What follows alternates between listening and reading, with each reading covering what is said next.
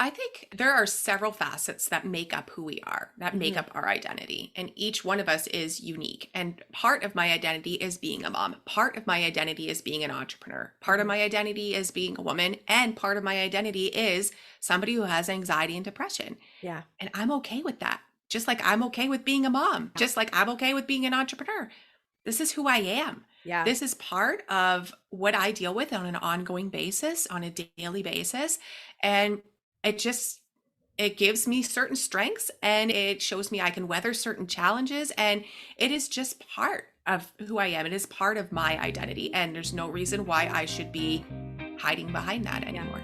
Welcome to the Work Less, Play More podcast for busy entrepreneurs who are ready to ditch the hustle, stop burning out on busy work, and get back to having a life.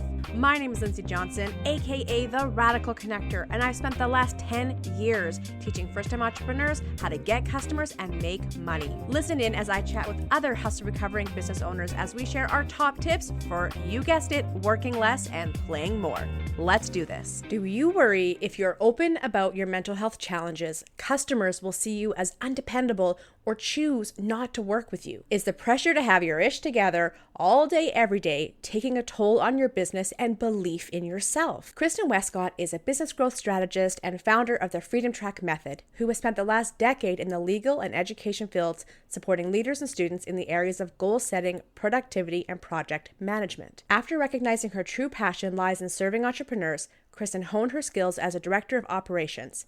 She quickly noticed that what was holding many business owners back wasn't a lack of drive or ability, but a lack of foundational systems that could support the day-to-day operations of a scaling business. These days, she spends her time helping online coaches, copywriters, and course creators scale without the frustration that massive growth often brings. In this episode, Kristen is coming out to the world about her own mental health struggles with depression and anxiety. She realized that hiding that part of herself from the world triggered imposter syndrome and affected her authenticity online and in her relationships, and she is done hiding. As Kristen has learned to accept all the parts of who she is, she's no longer hiding the facade of having it all together, and she's adding her voice to the mental health and entrepreneurship conversation. It is time for entrepreneurs to level up their own radical self-acceptance and make space for their mental health along their entrepreneurial journey. In today's episode, we discuss balancing your public persona as an expert with the reality of being human and vulnerable, the pressure to have it all together, the fear of being labeled negatively when being open about mental health challenges, being proud to own your own mental health as an identity, ditching the stigma around mental health challenges, they are more common than we realize, and how to make space for your mental health along your entrepreneurial journey. All right, friends, are you ready? Let's do this thing. Kristen, welcome to the podcast. Thank you so much. I'm so excited to be talking with you about our topic today. I know, me too. For folks listening, Chris and I have been jamming out for 30 minutes. We were supposed to start this podcast recording 30 minutes ago, but we had some big catching up to do before we started. Yeah, we did. It's been a while. It's so funny how even though with the pandemic and we're not as social and a lot of us aren't working as much because we're more tired, still we're so busy and it can seem like it takes forever to actually get around to all the friends, all the networks and talk. It's true because, and both of us have been in the online space for a while now, and you grow and you build your network. And when you're doing a one-on-one kind of thing with people, it's, oh, shoot, I haven't had a chance to catch up with Lindsay in a while. It's time to make that happen. Right? It's so funny how, like, before the pandemic, I'm an extrovert by nature because, Kristen, you're quite introverted. Yeah. So I'm super extroverted. And so I was keeping up with everybody and talking to everybody, and you would go to events and things and see people. And I feel like the longer that I go without that, the harder it is to actually reach out and connect with people. Like, it's, even though my extrovert heart needs it, I just don't want to do it. Do you ever get that feeling? I do. And especially, so from the flip side, with me being an introvert, I was never like, I would go to the events, but I would always be the person like hanging out on the side, like looking for that one other person to talk to.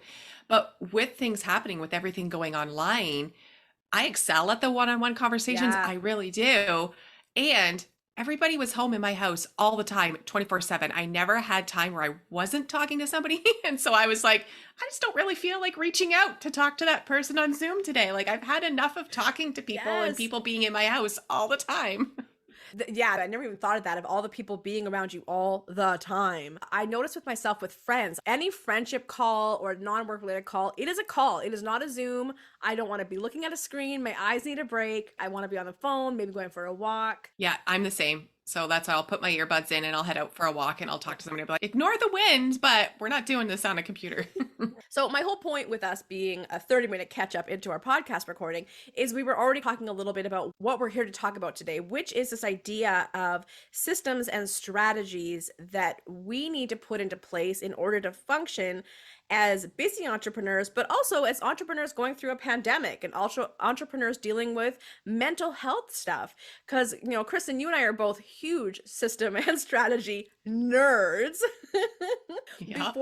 Before we dive into this topic, why don't you tell listeners a little bit about how you nerd out with systems and strategies, just to give them some context of our hashtag nerd life. Oh God, do they really want to hear all of this? I mean, I do. Is that selfish? I do. I've always been that kind of person that has loved like the agenda you get at the beginning of the school year and like all that's just the nerdy side of me forever and ever. And so it's no surprise that when I got into the online space, I excel. And as an introvert, right, at the backside of business, at the behind the scenes stuff, the planning things out. I love getting into ClickUp and creating the project plan and making sure my onboarding's all set up in Dubsado, and love doing all of that back end behind the scenes stuff, because that means I don't have to be out there in front of all the people like you, Lindsay. I can hang out in the back end and do all of those things. And yeah, I don't know. I get really excited when things are organized and like clear, and then I can get up and be like, okay, this is what I have to do. And here's where I'm going to find this information. And I can just go and do it.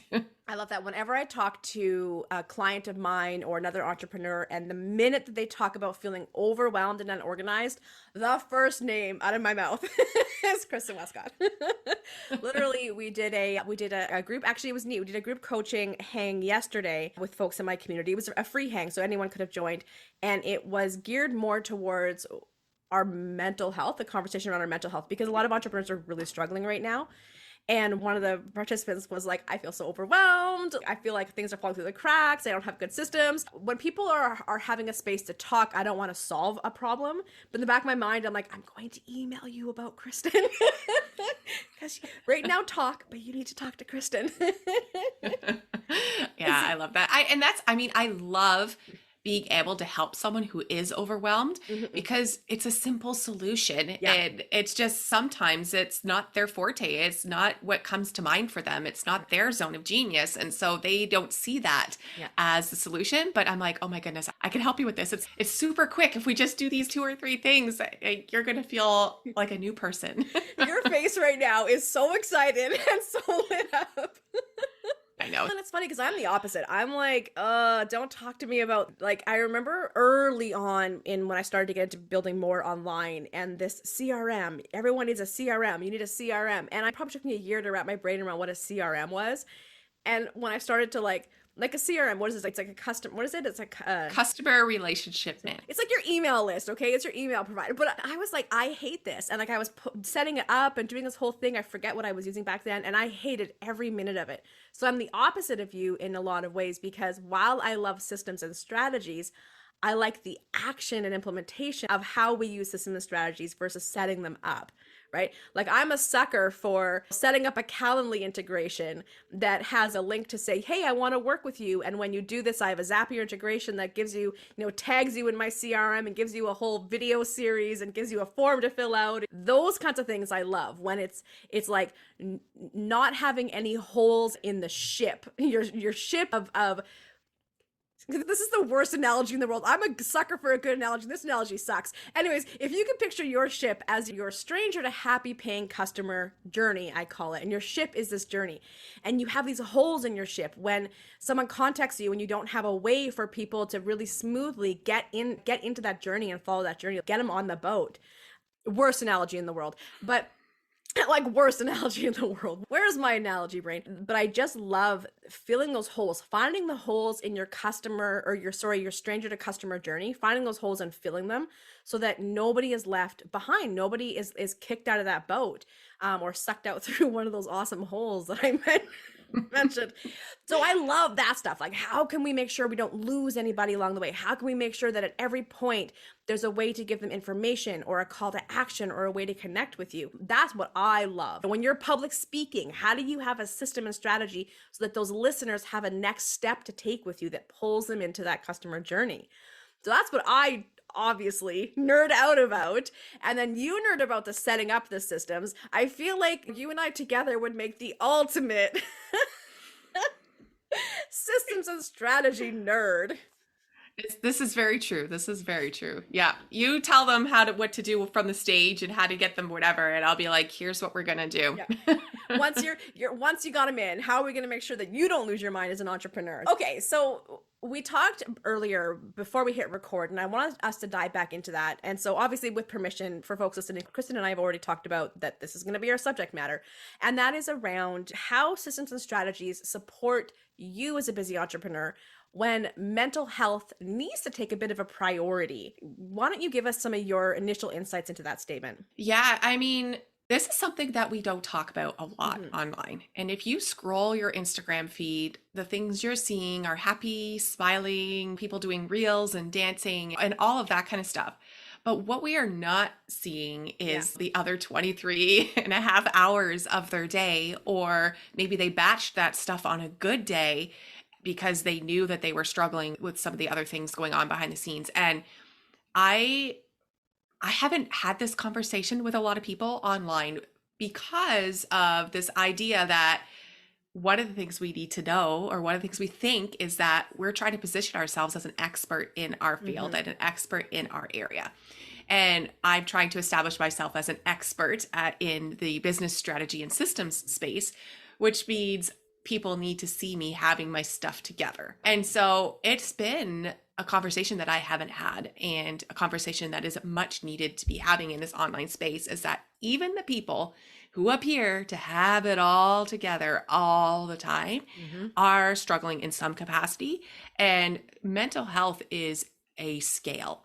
It is not you are healthy or you have mental health issues. Yeah. It is a sliding scale. And the pandemic has certainly exacerbated that for a lot of people that maybe never thought they had any mental health issues prior to that. And this pandemic is continuing to go on, right? Every day we have something new, right? Like here in Ontario, we just put into place a couple of days ago that if you don't have your second dose, then you can't go anywhere that is not like a pharmacy or a gas station or I think a store to buy food. And that's bringing up a lot of mental health concerns for people. And so I'm like, we just really need to have this conversation with people going on. It's interesting the phrase you use about the having to be on, having to have it together. And I think that's what a lot of entrepreneurs struggle with. Before the pandemic, we were already calling that out, the Instagram life versus reality. We were already starting to say, hey, we need to stop comparing ourselves to people's perfect Instagrams because that's not reality.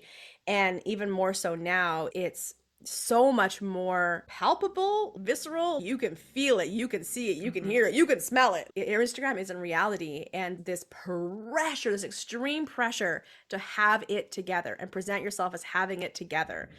And the longer that the pandemic goes on, I don't want to say maintain a facade because I don't think it's a facade. Like you said, it's not you have it or you don't. There's good days and bad days, but it's becoming a facade of having it all together because we are not keeping it all together anymore. Do you know what I'm saying? No one is expected to have it all together all the time, yet we put that pressure on ourselves to do it. And then we put that pressure on ourselves to never be real when we're not together. And that causes such harm and such damage, and it causes separation in relationship, right? Yeah, 100%. And this, we want to loop it back to, then we start to feel that imposter syndrome, which then makes it even harder to show up and to do anything, and which then impacts our mental health even more. And we really get sucked into this spiral of things that are just all coming together to create this really hard space for us to exist in. Yeah. I mentioned the group coaching thing I hosted yesterday. While I'm not a therapist, and I recommend it to several people, get a therapist or somebody who's a professional to talk to about these bigger issues, because again, the issues aren't here because of the pandemic. I think that the issues are more visible because of the pandemic, but the issues have always been there. And yesterday in our group conversation, one person would say something and everybody else would agree. And then somebody would go, wait, it's not just me. And I think that's because we're not having these conversations and we're not being real because of that pressure to be on. And so as soon as you realize that other people are experiencing imposter syndrome, anxiety, fatigue, burnout, exhaustion, shame, blame, all these different things, as soon as you realize someone else is experiencing it, it automatically cuts your own sensation of that like by 90%, because you're like, oh, it's not just me. I can stop internalizing this sense of shame or blame and be like, oh, okay, other people feel this too. Yeah. Or even the sense that you're feeling something, but you're not quite sure what it is. You can't articulate it. Mm-hmm. And then somebody else explains it in their own words. And you're like, that's it. That's exactly what I've been experiencing. And I just couldn't wrap my head around explaining it to somebody else. And it just neutralizes it. For the Harry Potter fans, he who shall not be named, I think that's how the phrase goes. It's like we have this fear around naming and speaking what's going on with us because I think we're afraid of giving it power. But what actually happens when we speak what's going on is it has a way of neutralizing neutralizing that power. I agree. And I would add to that saying sometimes too, I think we fear being labeled, right? Oh, that's a good one. Yes. And so if we start having these conversations openly online, then we're going to be labeled as that entrepreneur who has that particular issue. Yeah. And are they going to be, right? Then these fears come up because we have not been open about talking about mental health in the past. There are a lot of stereotypes and judgments that go along with having certain mental health issues. These are my fears that I was wrestling with when I was out there online. Is somebody going to then start to think that I am unreliable? That I am not going to be able to show up for them on the day that they have booked their VIP day with me and I'm having an off day, that I am not going to produce at my level. So these are the things that's like, do I want to talk about having anxiety and depression online and potentially alienate my future customers because they don't understand the experiences that I'm having and how all of that comes together in the way I run my business, right? So I'm gonna share my experience in this, and then I'm gonna come back and ask you the question of, is that true? Have you noticed that's true? So I have bipolar disorder. I've had it for many years, and I'm not gonna say struggled with it. I have been finding my way through it and managing it on my own for 11 years. At about the almost 1 year mark, maybe 6-7 month mark of the pandemic, it became very hard to manage it on my own and not have people know so that I could get support. And I started talking about it. I came out, I come out a lot. I came out on social media having bipolar disorder. I talked to my friends about it. Some of them were shocked. Some of them were like, yeah, that makes sense. But what happened is, as I shared it with more people, shared with me that they also had different things going on. And it was such a real conversation that started to happen. And I had no idea that I had so many friends dealing with depression and on medication because they were really struggling. And this conversation's totally changed. And I talked earlier about how we cut ourselves off from relationship when we don't talk about these things. And then as soon as you start talking about it, the relationship changes. But then also I had those exact same feelings. The reason I never talked about it 10 years ago was my fear of being labeled. It's the exact same, like you nailed it. And as an entrepreneur, I think, okay, if I say I'm bipolar, are people going to think that I'm not?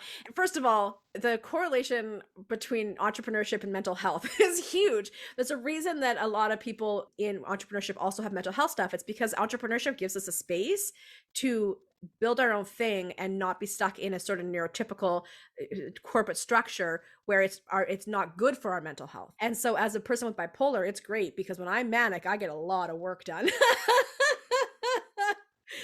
But there is that belief of being labeled, and what if I put it out there? Will people think that's not accurate? And so I've actually gone the opposite. I've got a marketing company that's doing a bunch of keyword research and starting some marketing and advertising campaigns. And I'm like, hey, Let's start using some keywords around mental health and entrepreneurship, bipolar entrepreneurship, ADHD entrepreneurship. Let's start using that, because let's start getting a beacon around me to be like, yo, if you're an entrepreneur and you've got mental health stuff, ADHD, any neurodivergent thing, come, because I got you. I got your back. My whole systems and structures are set up from a neurodivergent brain for neurodivergent people. So I'm like leaning into this ish. I'm leaning into it. When you think about yourself and this fear around being labeled, and I know you're just moving into this, but have you started to have these conversations yet with people? Have you started to put it out there and maybe prove yourself wrong? I have started to have those conversations with people one-on-one. Like I said, when I'm catching up with people or whatever, I've started to let my guard down, and I'll just slide it into the conversation and then read the temperature afterwards to see how things are going. Is this a safe topic to explore, or is this something that makes people feel uncomfortable? And no judgment either way. If you are a friend of mine who is not comfortable talking about that, we just don't have that conversation. But if I slide it into the conversation and it opens that door, then I know I have an ally. I have support in this particular area. But I have not gone beyond the one-on-one relationship to the online Instagram, Facebook kind of sphere. That is what we were just talking about before we recorded. That is going to be the next step for me in putting it out there. And I don't know that I'm going to go so far as to do the SEO research and whatever else to start to get to be known for that in my space, as much as I'm just going to start to let people know this is part of why I do what I do. So what we, as entrepreneurs, we're always talking about what is your why and creating your why and what is your mission. And my why is pretty deep, but I never let it be correlated with mental health. And now I'm allowing all of these facets of my identity to come into why I do what I do. And so now I can start to explore that a little bit more in the online space. So a couple of things you just said. First of all, I want to know your why. What's your why? Oh, it's ever evolving, but I have 2 daughters and I grew up with a single mom. And so as much as here we are in 2021 is far different than when I was born in the 80s, we still have not come all that far, in my opinion. And there are people that are going to argue with me on this. However, when the pandemic started, what I noticed was that women with children, we were expected to return to the home. They were, by and large, the ones doing the homeschooling, well maintaining their jobs, whatever. And I'm not saying this is the case for everybody's household. It is just a trend I noticed when I was talking to other people in the online space, that it was very much still the women became responsible for this kind of stuff, as if we were back in the 1950s, taking care of the household, taking care of the kids, taking care of the schooling. But now we also had careers that we were working on. And so I was like, all it takes, and I don't want to belittle it, but I want to say that all it takes is a pandemic, and we have gone back 50 years. Come on, there's no reason we couldn't have weathered this pandemic from a modern standpoint. So anyways, that's where I was like, this is still like an issue. So my why is very much in, I'm wanting to help support women in business, regardless of what your gender identity is, but typically women in business, with navigating the expectations that society puts on them and how they can break through that, so that when my children are adults, they can then turn around and live in a society that hopefully has progressed past this mentality of the gender roles that we still very much have at play. I remember reading early on in the pandemic exactly the trend that you have seen yourself and you've experienced yourself, but they talked about how this pandemic will set women back decades in their career advancement, and as a demographic, setting us back. I say us even though I'm non-binary, women, non-binary, people who were typically shoved into that gender role of this stay-at-home mom, not the career-driven, business-owning powerhouse. That's powerful. That is so powerful, Kristen. Do you feel like you're getting to be a part of that change? Do you feel like the work you're doing is making a difference? I do, in that I typically do work with people who identify as women or have a gender identity that is predominantly perceived as female. In that I tend to draw those people to me, the people that are experiencing having to balance multiple parts of their life, whether it's aging parents, whether it's children, regardless of what it is, roles that are typically expected to be performed by the female.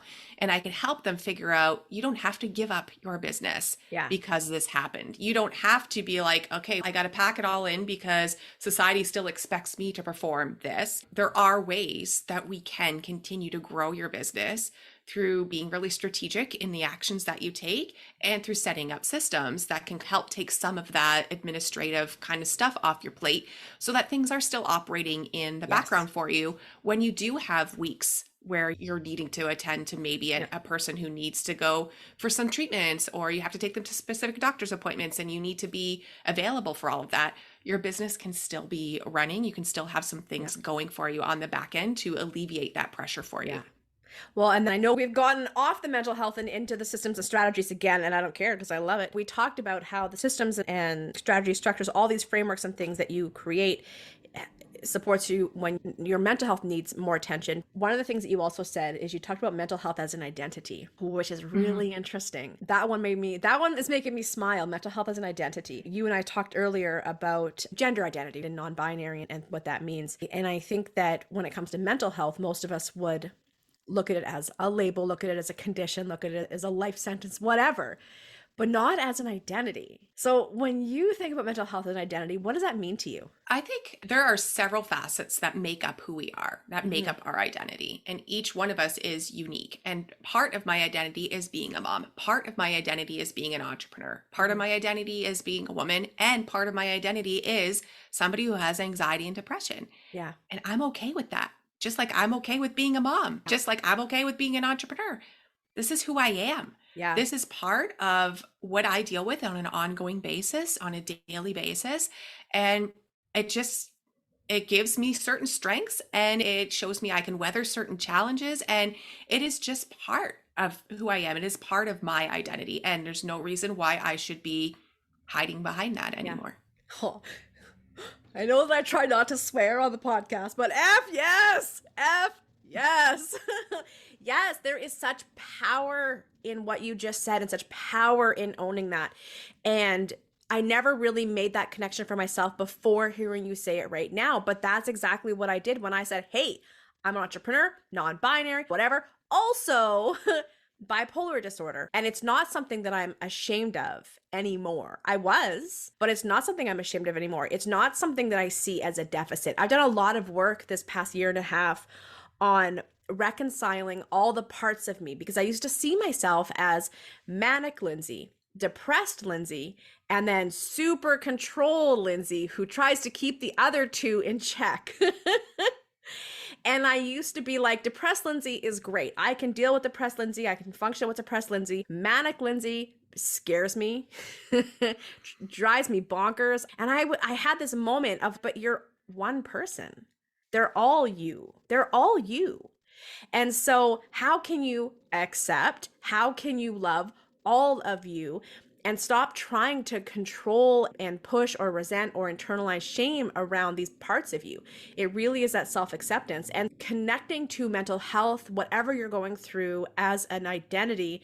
I think that really helps you accept that radical self-acceptance that y'all hear me talk about all the time. It is another layer of radical self-acceptance. And when you stop fighting yourself and you accept yourself, right? Life becomes easier. You become more authentic, more real, more vulnerable. And this is where we're going to see you now show up on social media, talking about these things, having these conversations. And when we accept ourselves, if there's anyone out there who doesn't accept that and can't accept that, it doesn't matter. It doesn't matter because that's their inability to accept themselves projected onto you. It doesn't matter. Yeah. There's like the whole other side of this and I think, again, I can't project my thoughts on other people, but speaking from my experience, I was resistant to accept that as part of myself because of the shame that I thought that went along with it.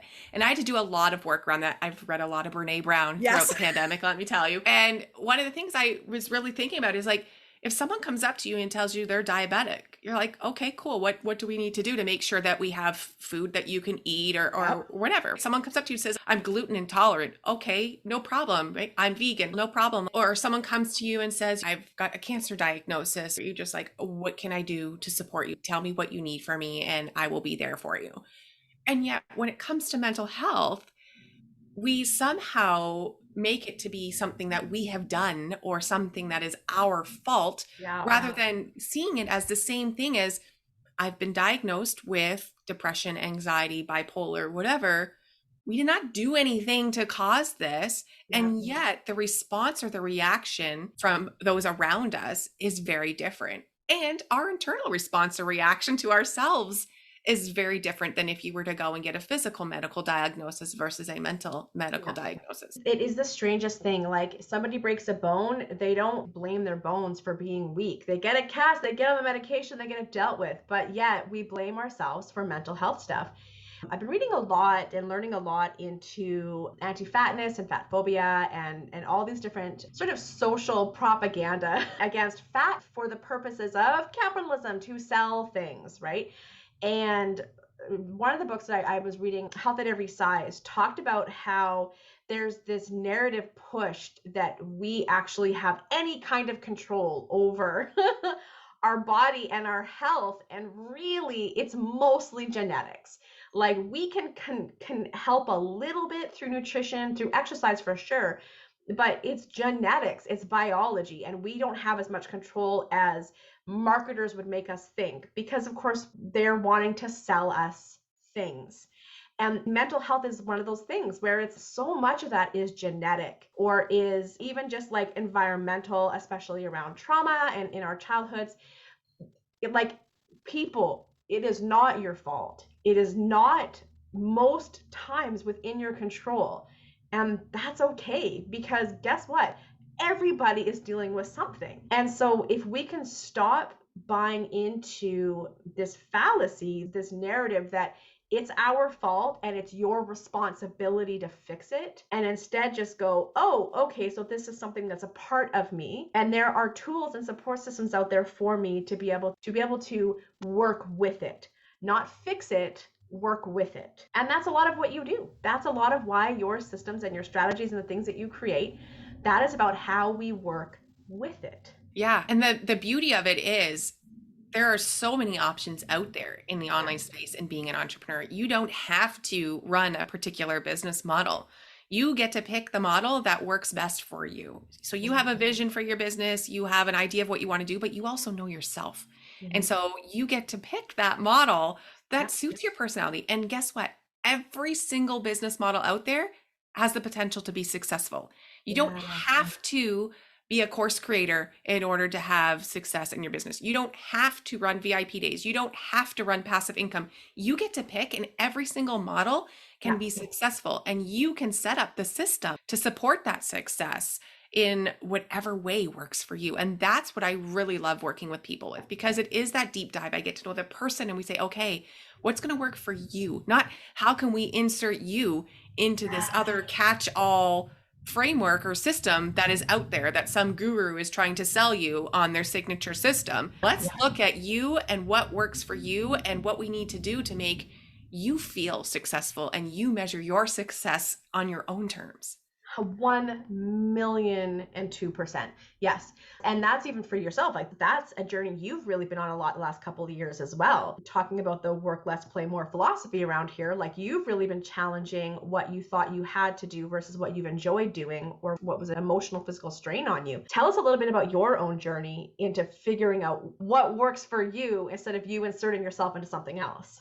Yeah. Oh, that has been a journey, because let me tell you, Lindsay, you've known me for a couple of years. Like, I have spent thousands on courses that are teaching me particular frameworks because I thought that would be what I needed to do. Yeah. And now I'm finally comfortable saying, the heck with it. I am going to do it my way. And what I'm finding is working really well for me is the VIP day model, because with the pandemic, I had 2 kids come home. And childcare was a challenge. We were all told you can't have anybody else into your home. And so I couldn't even have my mom come over, but I could set my kids up on Disney Plus for the day. And they were older. They were 3 and 5. So they understood, don't, come and bother me. They knew the whatever. I couldn't do that every day of the week. So before that, I was running a retainer model. I had 3 clients. I was in their businesses. I was working 40 hours a week between the 3 businesses, and I was burning out. But again, it was a really great model, a really sustainable model. It worked really well. It just wasn't the right model for me and what I was dealing with. And this model's been great, because now it's okay. I have 1 day that I have to be on. I have to bring my A game 1 day a week. I have 6 days a week that I can deal with whatever life is throwing at me, that I can take the extra time to rest, that I can do whatever else it is I need in that particular moment to continue on. Yes. Yes. I love what you said about the thousands that you spent trying to figure it out. But really, at the end of the day, what made you choose the model that works best for you was based on your life and what you needed. Yeah, exactly. And like I said, it will be different for everyone. Someone really loves the group coaching model and that'll work great for them. Other people need entirely passive income where they don't have face to face with people. Perfect. Yeah. You have to pick the model that works for you. And so just because I'm talking about the VIP day model working for me, I don't want any of your listeners to take away and go, oh, Kristen has depression and anxiety and VIP works for her. That's what I've got to do. That is not the moral of this story. It's just saying this is what works for me and you know what works best for you, but you don't need to try every business model out there because deep down you already know what you like to do. Make that work for you. If that's exactly it. And yeah, own it and make it work. One of the things that I've noticed is that I need FaceTime with people. I find one-on-one work draining. I find it invigorating in the moment, but I get drained when I have a lot of one-on-one people. And so for me, I reduced my one-on-ones to only working with 4 people per year. And it is on a 6-month or a 12-month agreement because I don't want to be a Band-Aid. It's too stressful. People will come to me for a quick fix. I can't be a Band-Aid. Business development is something that's months, if not years. I cannot do a quick fix. I need people who are with me for the long haul. So that's something that I realized. I don't want to be a Band-Aid. You're either with me or you're not, and that's fine. And then the other thing is I love group dynamics. I love us being in a group. So while I have online programs that teach you the skills, because I don't want to keep teaching the same business skills over and over to hundreds of people every year, I can teach you the skills in a course format, and then we can do group coaching for implementation and troubleshooting. So again, that's the same as you, Kristen. That's something that has taken me a few years of playing with different models and getting really honest about what I need, what fills me and fuels me and excites me, and also where I tap out, where my capacity is. I think the biggest thing for me has been because when the pandemic started up, I obviously got really busy because a lot of entrepreneurs were like, oh my God, I got to make money. I got to make money online. I don't know what to do. Lindsay, help me. And it's been a super busy pandemic for me, but I realized I don't want to be your Band-Aid. You're with me or you're not. I'm not your Band-Aid because business development is just not a Band-Aid thing. It is a long-term, consistent, actionable strategy that takes a lot of action to figure out. So the same thing for folks listening. Kristen and I have very different business models, and that's the whole point, is that what works for you, what excites you, what drains you, get clear on that, and then be honest with yourself about what you need and what you don't want to do, and then find a way to make it work for you. And there's no right answer and there's no wrong answer. There's just what works for you. Yeah, exactly. I found out very quickly running launch support was not for me. Yeah. It was 3 to 4 month projects, whatever else. It was great because people typically launch 2 or 3 times a year. Yeah. It was not for me. It was high press, high stress. I did not need that when I had anxiety to be put in a situation where we had go, go, go time. But it's a fantastic model for other people because you can be busy year round with your clients and have some sustainable income that also has a short enough time frame that if you don't enjoy working with that client, you're not saddled with them for years on end, right? So I like how you're like saddled, just to give you some insight into how Kristen works. This is why I love the VIP model. Like I'm in and out. And I will do repeats, right? Like once per quarter, but I was getting really drained by the ongoing communication, right? Like the in-between calls where people would either email or for me, I had put my clients in Slack, but same, it was like always having the messages. And for me, when I was struggling, the anxiety, the depression, that added to it. That was like, somebody always wants a piece of me. And I'm like, I just cannot be anything more to anyone else today. Whereas the VIP model, it's different, right? It's you got me for the 5 hours. I am all yours. I've got someone else on dealing with the kids. Boom, I'm yours. But after that, we're done.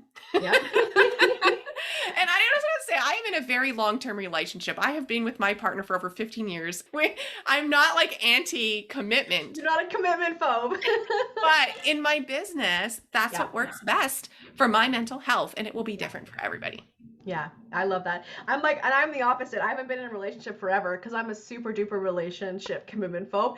But Except in your business where you except want to in be my long term. business, because I love seeing it through. I love having people for long term, like multiple years. People are in my community for multiple years, and we're taking them from that 0 to 10K to 20K months. That I love because it is a long game, entrepreneurship. And but just let's not talk romance, because then I'll just start backpedaling and be like, I don't know. Oh my gosh. So if you were to give listeners a piece of advice on embracing their mental health identity and making space for it as an entrepreneur, what would you say?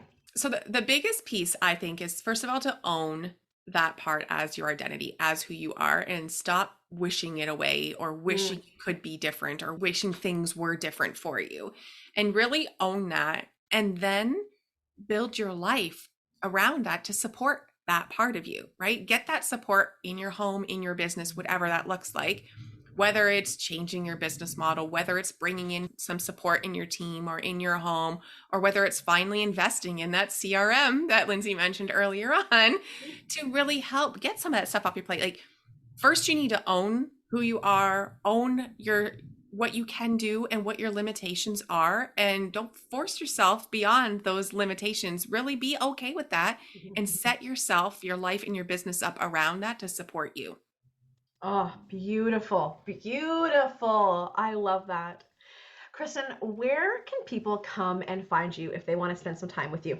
The biggest place I hang out right now is on Instagram. And so, well, I'm not too much into the reels. I love getting DMs from listeners. I love to hear from you. I love audio DMs where I can hear your voice. So I would love it if your listeners want to hang out with me more, if they would send me an audio DM on Instagram letting me know what their biggest kind of aha moment from this episode is. I would really love to hear that. Oh, yes, do it. Voice memos are the best. And now, Kristen, you also have a really handy tool for folks who are needing to bring in a bit of structure and system to their businesses. What do you got for us there?